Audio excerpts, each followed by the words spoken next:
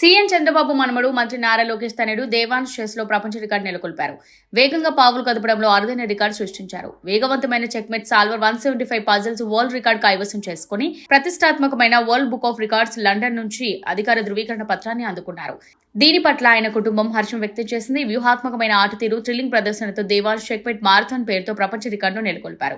ఈ రికార్డులో క్రమక్రమంగా సవాల్ చేసే చెక్మెట్స్ పజిల్ క్రమాన్ని పరిష్కరించారు.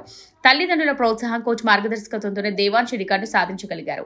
ఇదిలా ఉంటే ఇటీవల దేవాంశ్ మరో 2 ప్రపంచ రికార్డులను కూడా సాధించాడు. 7 డిస్క్ టవర్ ఆఫ్ హనోయిని కేవలం 1.43 నిమిషాల్లో పూర్తి చేశారు.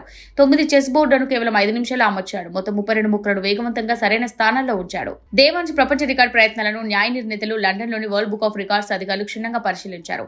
పట్టుదల, కృషి ద్వారా తమ కలలను సాధించవచ్చని దేవాంశ్ నిరూపించారు. ఇది భారతీయ పిల్లల అపారమైన ప్రతిభకు, వారిలో దాగి ఉన్న అత్యుత్తమ నైపుణ్యాలకు మచ్చుతునక సరైన ఎక్స్పోజర్, మార్గదర్శకత్వంతో మన పిల్లలు ఉన్నత స్థానానికి చేరుతారనడానికి దేవాంశ్ నిదర్శనమని పలువురు నిపుణులు కొనియాడారు.